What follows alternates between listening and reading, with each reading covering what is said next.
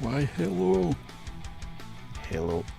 We're doing something new today. If it wasn't obvious, we're playing Football Manager 26 again. And yeah, I'm wondering, I do think that the BGM is a little bit too loud. I should probably have checked that beforehand, but I don't do that. I don't check things beforehand. Let's bring it down there. Whoop. Did it do anything? I don't know. Maybe a little bit. Maybe a little bit. Important thing. I'm audible at least. I think. Well, we're starting a challenge because I feel like that's probably the best way for me to actually get into playing it, because I want to play the game. But while I do want to play the game, I find it a little bit difficult to get into if I don't have a proper goal in mind. So we're gonna start a challenge, a new challenge. I have plenty of notes, none of them open because I'll just wing it anyways. So well, brace yourselves. There's also a chance that this will just be a very short, I don't know, introduction and yeah, I don't know, introduction and setup, basically.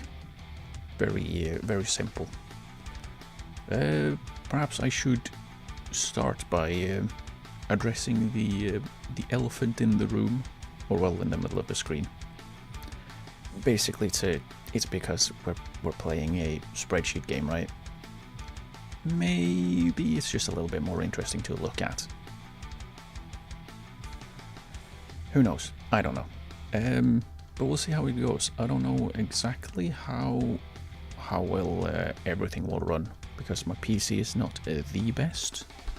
It's getting a little bit older, so I don't know how it will, how everything will run. You know, game, software, several softwares, and yeah, and with all the setup that I have, the tracking isn't the best, but we'll see. But yeah, let's move into the introduction of the actual save bit. So I'll move out of the way and unblur, unveil what we're actually doing, what team we are playing as, and of course our manager. Well, we're playing as Gifu, FC Gifu from Japan. They're playing in the J3. They're title contenders, so they're not a bad team. They're a very good team, and they have some good players. We'll get more into that in a little bit. But of course, we needed a manager. Or Sakata Gintoki, because we needed someone with ball knowledge, right?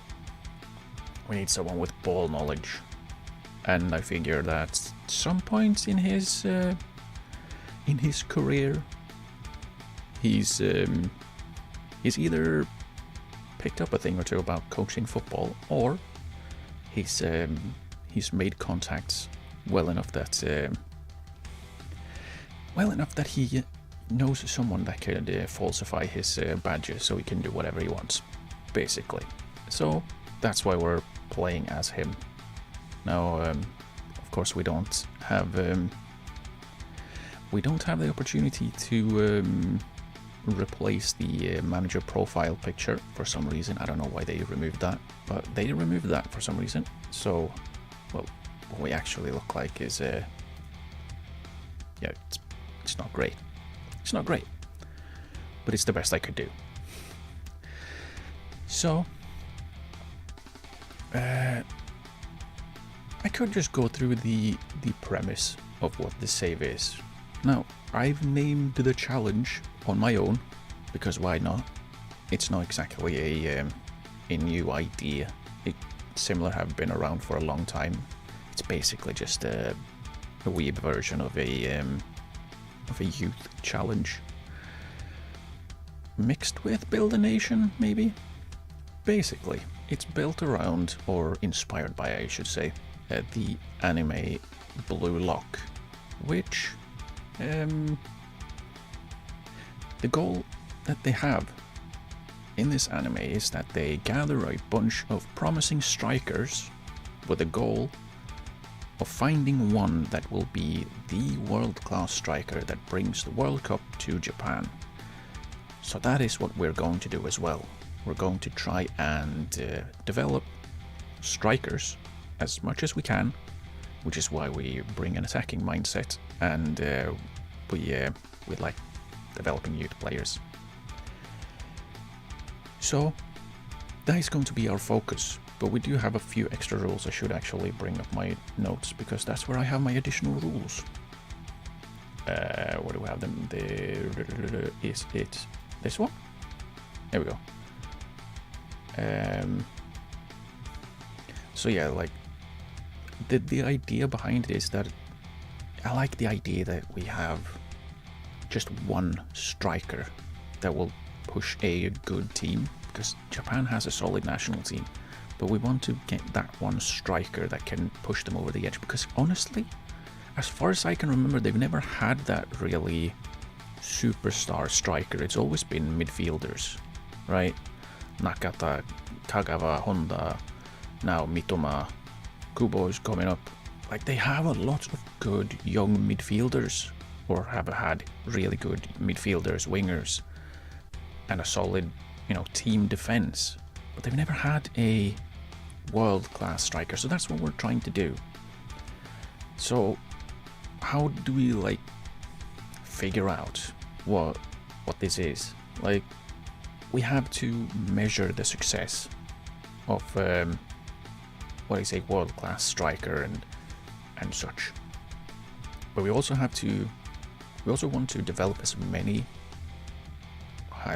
like really top-class strikers as we can. So we have a measure of success, which is, in order: Ballon d'Or wins, their personal record, which we'll have to keep an eye on ourselves, which is how many goals do they score, how many assists do they have, because it's not necessarily a goal-scoring striker we want or need.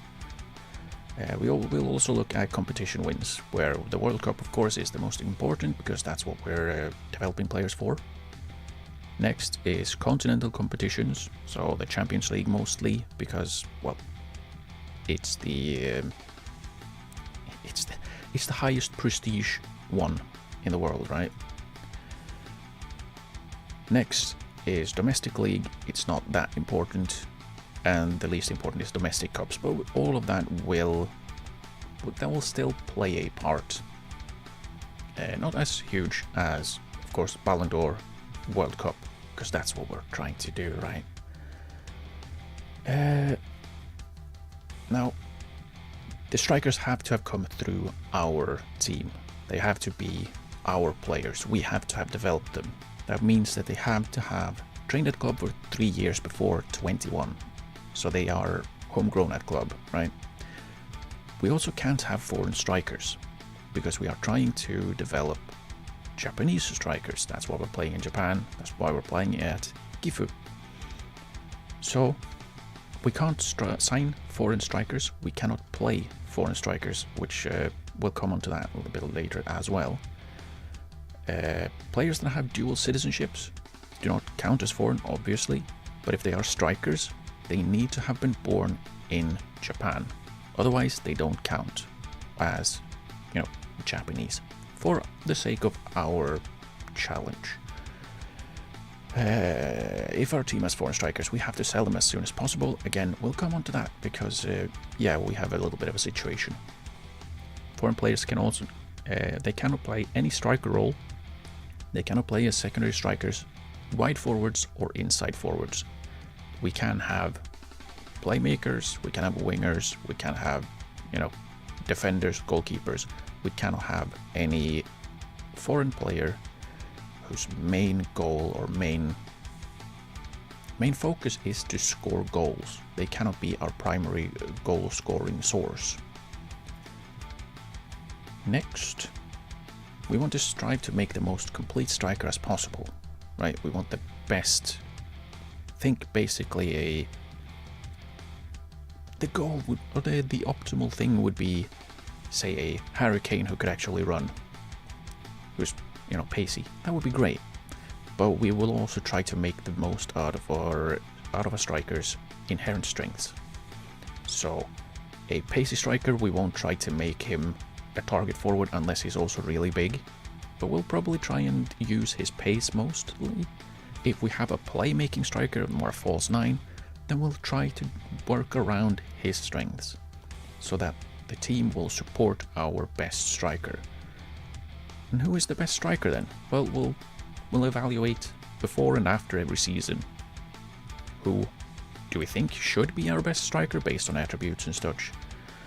But also, we'll look at stats, see how they have actually performed, and then we'll, make our choice based on that, or make our decision based on how they have actually performed and their attributes, all of that good stuff. So, and our best striker will play in his best role, pretty much. We will play to his strengths. He'll also play down the middle, and then if we have more strikers, again, we will probably come onto that a little bit later, they will be more supporting players to help our striker, our main striker, play his role as well as possible.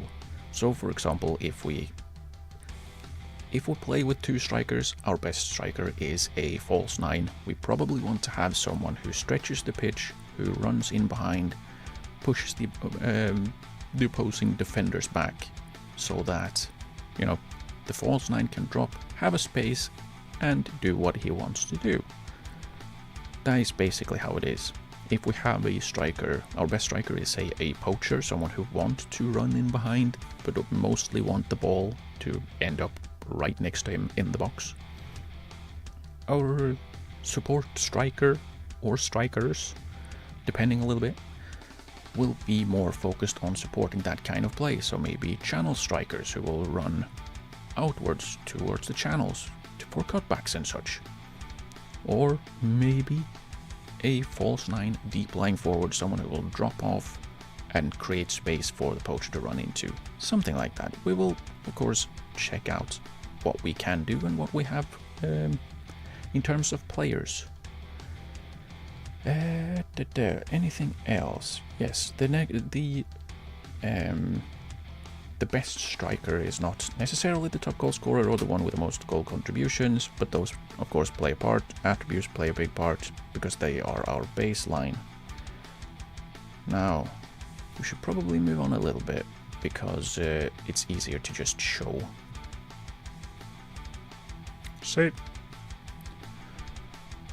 It's easier to just show while I'm talking here. We'll go through the mail later. Now, let's see here. Can probably just do it like so. I would like there to be a little bit of a space here so I can see better, but apparently not. Right, we have 2 good strikers in our team. Of course, both are foreign players, so we can't play them. They are also some of our best paid players. So we have to get rid of them for all of our sakes, because we can't play them. We're paying them what, 3.5k combined. It's not good. We also have a couple of lone strikers who are not very good. We have one who can jump, but he can't play with the ball at all. We have one who can kind of sort of run and kind of sort of dribble, but not very good. Again. We also have a striker who's actually a winger, pretty much. He's far better as a winger. We'll probably have to play him as a striker because we have none. And then of course we have, I guess the other elephant in the room. Those of you who know your ball knowledge, I'll add in the other players as well, just because. Can probably skip the second team. Yes. Those with ball knowledge of the Japanese leagues probably noticed that there are 2 players here that probably shouldn't be here. That are also a little bit probably overpaid. Well, one is probably a little bit underpaid, but that's neither here nor there.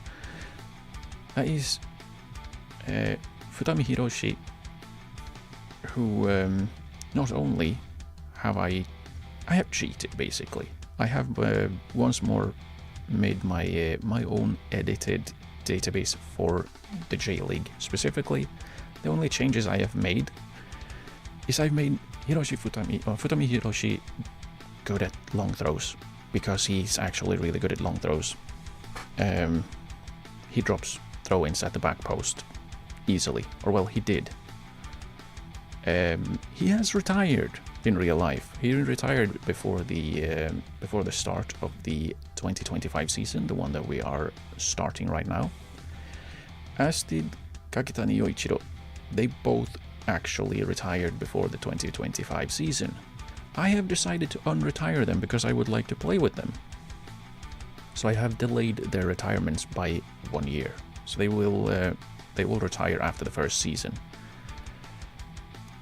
They won't really make a huge impact on on our long-term success, if you will. But for the first season, absolutely, because one, we actually have a striker now, one who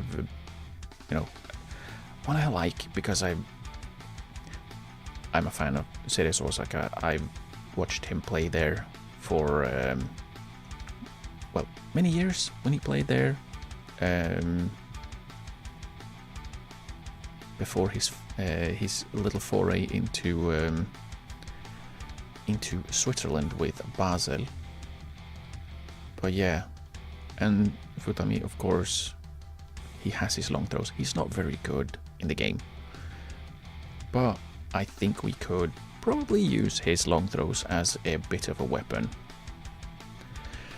But yeah, we will need to, of course, find actual more strikers so we can find a good little formation that actually uses strikers, because we have to use strikers. We can't play strikerless. I wouldn't anyways, because I don't like that. I prefer actual real tactics or formations, so that is something that we will be setting up later at some point. But yeah, we're gonna need strikers. I do have one more striker in mind that I know is a free agent. I know, scary, sneaky, pre-knowledge, meta-knowledge. I know things I shouldn't be, but I mean, let's just go ahead and find him, because he is a little bit of a throwback.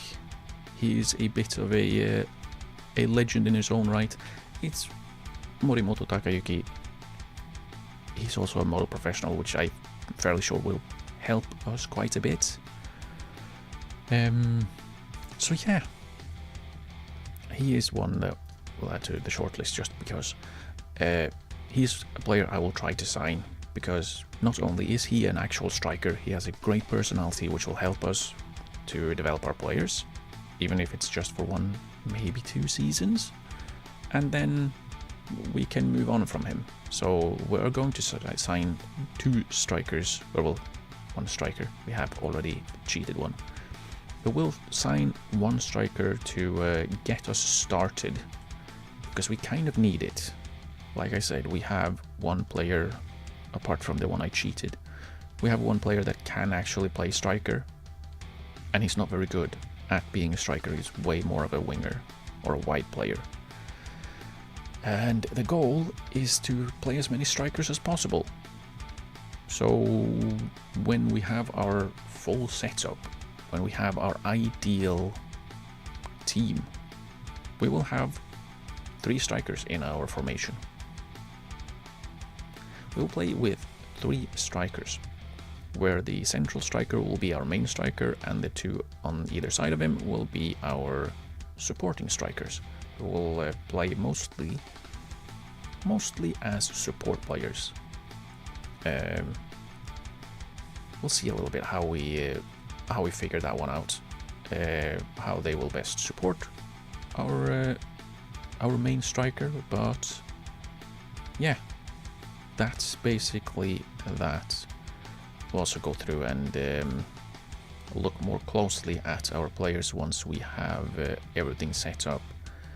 Now, the first thing that we're going to do is, of course, we're going to try and get to the J1 as quickly as we can, because that's how we get the best players in, because we're going to have to poach youth players, like young strikers, so we can have them be homegrown at our club rather than someone else's, because that is the goal.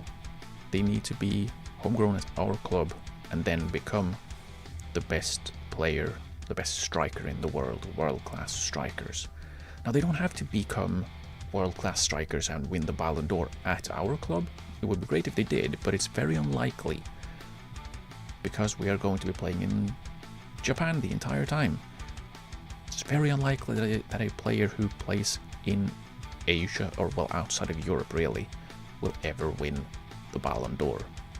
If anything, it's probably Brazil. But Japan, most likely not. Because reputation is pretty much everything for the Ballon d'Or. So we are probably going to have to find the right moves for our most promising strikers at the right time, so they can move to a team that can challenge for the Champions League, of course, and win their leagues, build a reputation, become really, really good players, and there bring the World Cup to Japan and win Ballon d'Ors, stuff like that. But yeah, we're probably going to need to be what's it called? We will probably have to have a conveyor belt of promising strikers just coming in and being shipped out at the right time, so that they hopefully don't just sit on the bench of like PSG or Man City or Chelsea for, I don't know, 10 years, even though they had the potential to be the best players in the world or the best strikers in the world.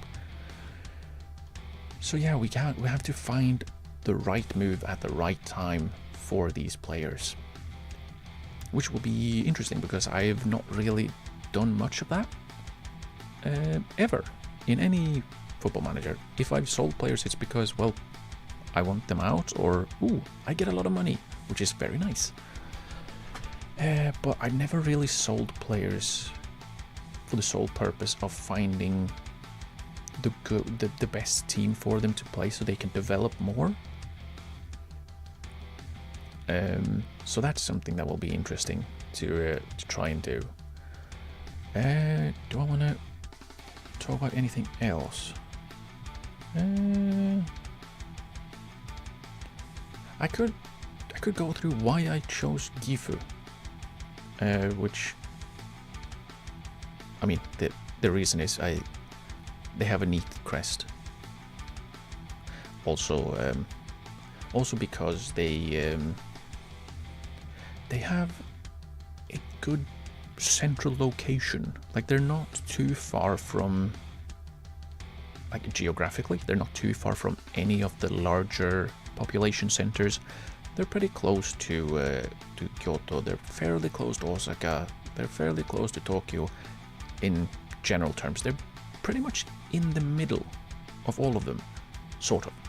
Not really, but they are fairly central to the population centers around Japan, which I looked for.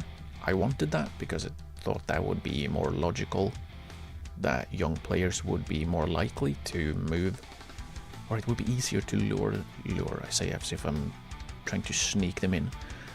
I am kind of sneaking them in, am I not? But I wanted to have a more central location, so it would be more logical, I guess, for there to be a setup of the sort that we're trying to make. Gather a bunch of young players and then spread them to the world, which sounds weird now I say it like that. But yeah,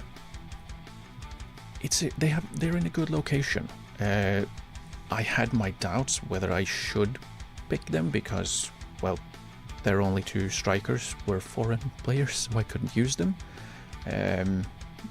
But then I talked to Rin about it, and he said, well, isn't that the point?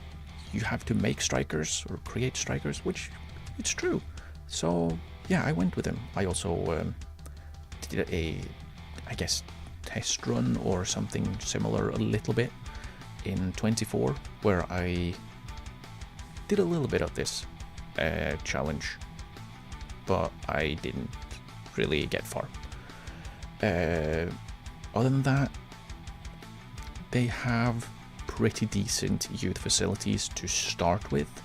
They're not brilliant, but they're also not bad, which was something that was an issue with some other teams.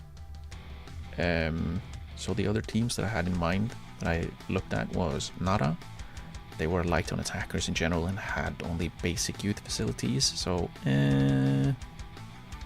Wasn't really feeling it.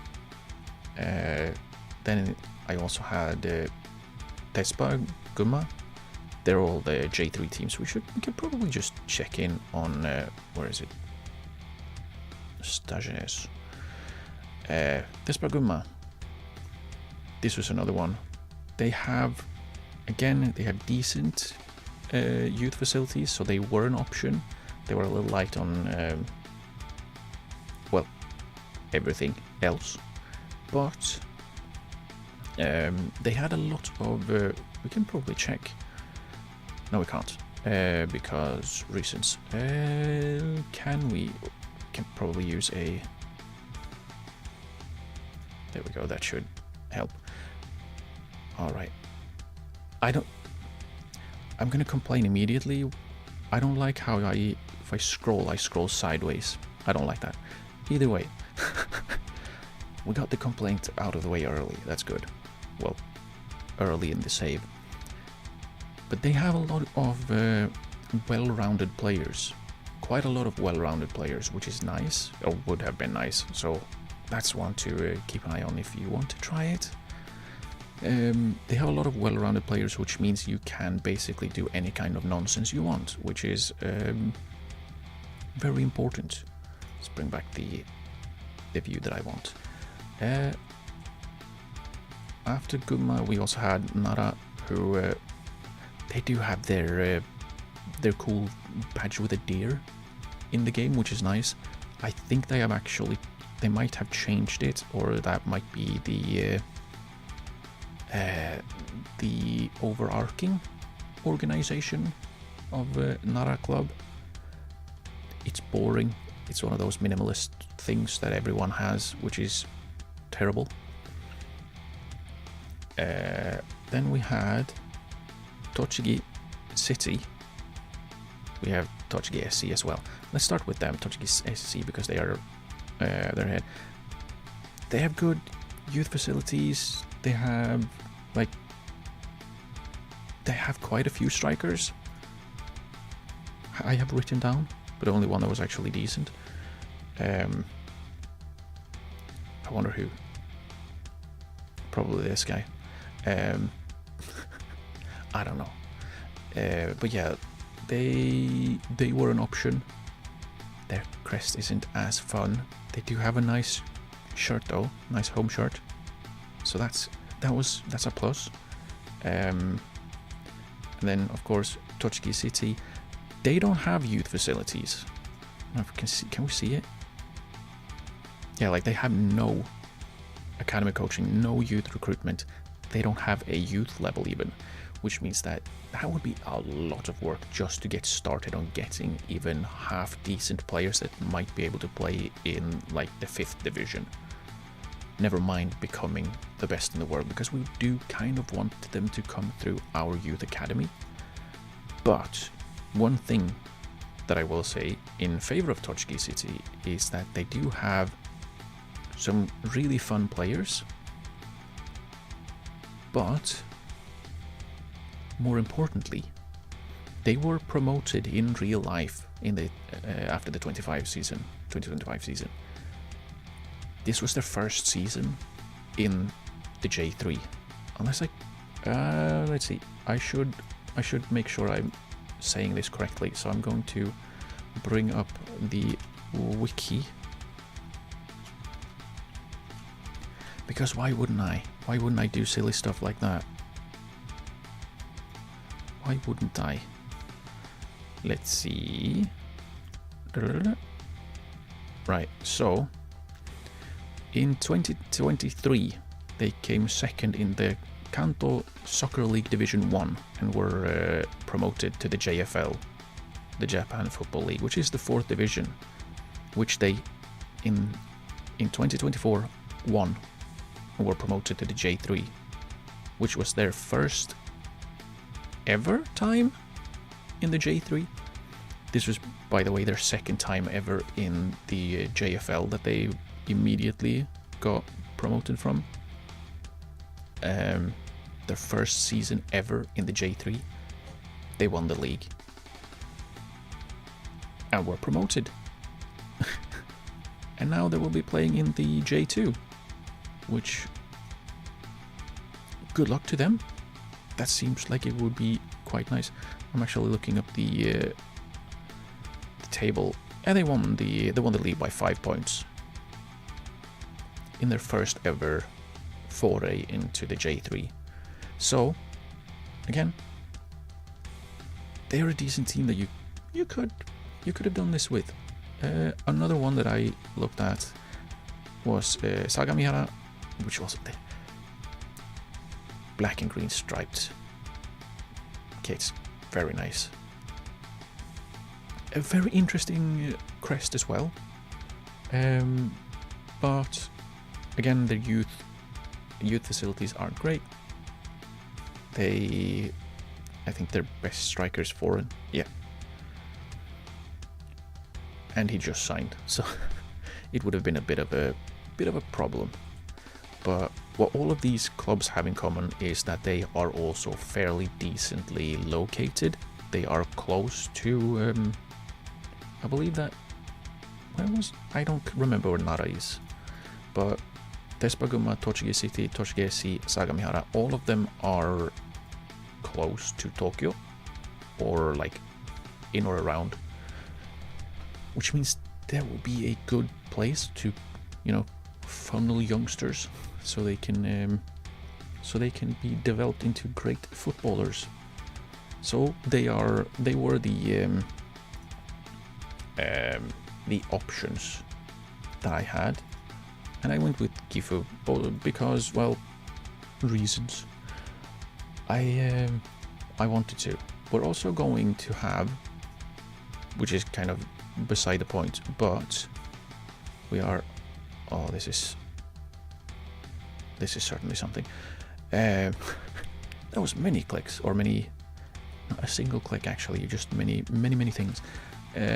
We do have a completely one-sided, admittedly, rivalry with Omiya Ardija,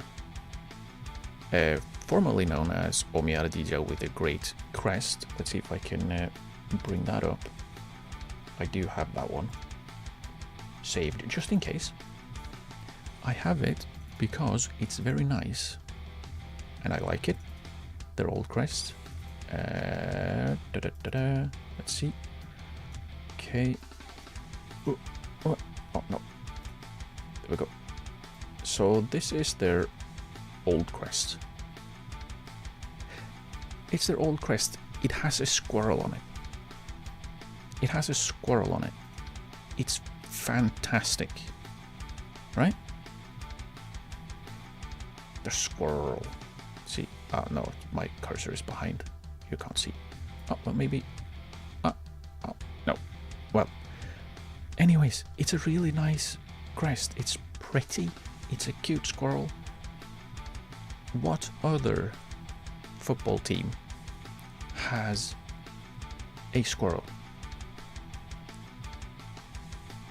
None. And now, just because they're a Red Bull team. So obviously, we have to beat the snot out of them and make sure they win as little as possible. The goal being them winning nothing at all. That would be great. Yeah.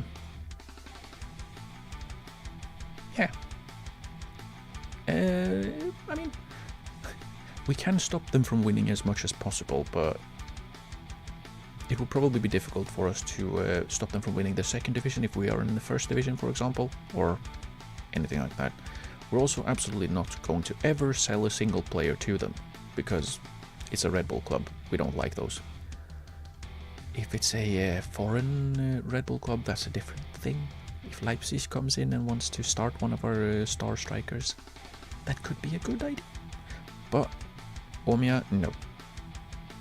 You had your chance with a squirrel, now you have two charging bulls, and that's bullshit.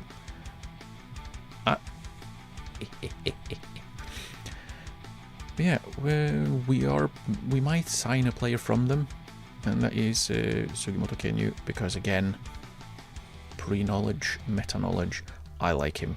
Again, from his Cerezo days, I would like to bring him in and basically bring the band back together. I had a great FIFA save a few years ago, and by a few I mean quite a few, where I had Kakitani and Sugimoto up top. They were fantastic, absolutely fantastic. They became club legends for me. So that was great. I would like to bring that band back together. Another player that we probably will be trying to bring in is... Can I find him? No, not in the J3. Can I scroll up? No, I can't. Why did it come back to the J3? Can we just go J2? There we go. Easier. And... Aha! Here we go. Yamaguchi Hotaru. I would like to bring him in as well because he was the midfield linchpin for me in that Cerezo save in FIFA. So I would like to bring him in as well. That would be great. He's on an expiring contract. I should keep that in mind.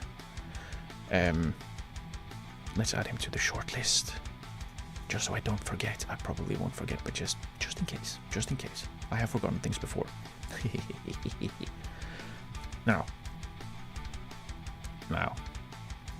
What else? What else would I need to... What else would I need to say? Do I need to say anything? Do I? Do I have anything else? I don't know. Maybe. Oh, right.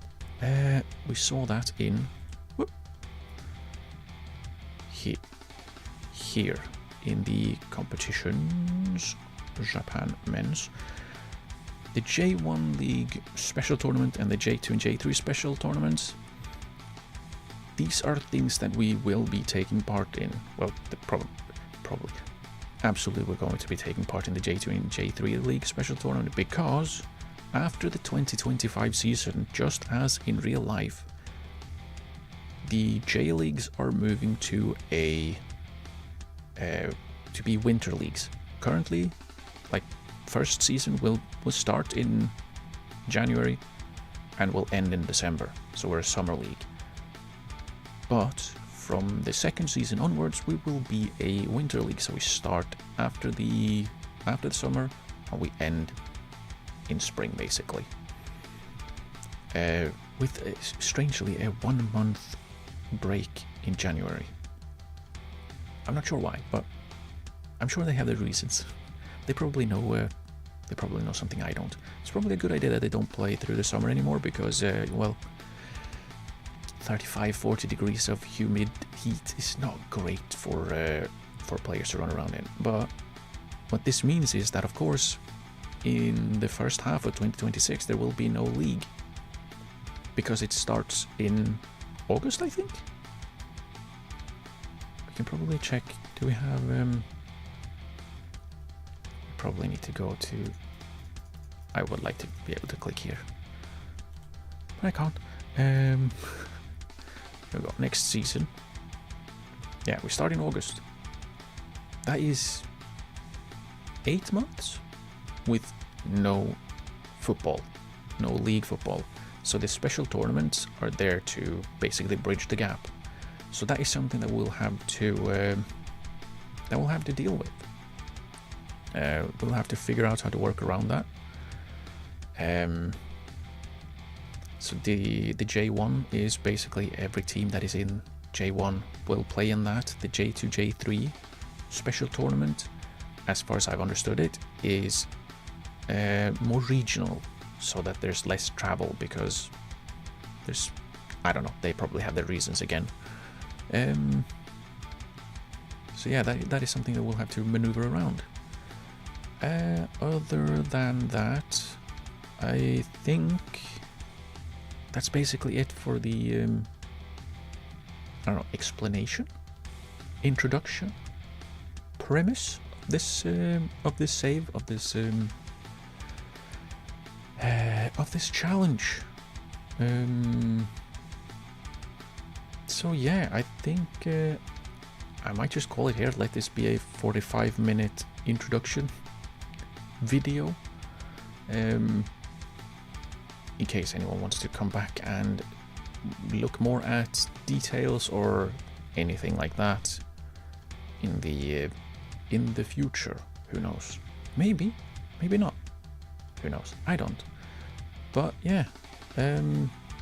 If there's any like questions or if you wonder anything, comments pop into when I stream it. I will start streaming the save actual on Thursday. So yeah, just pop in questions, ask whatever. Unless it's weird, don't ask me weird things. But about the save, about the challenge, the ideas, other nonsense. I love some good nonsense. So yeah, Thursday, I will be streaming this save on Tuesdays, Thursdays, and Fridays, pretty much every week unless I say something else. Roughly around the same time, which would be. Wait, I must think.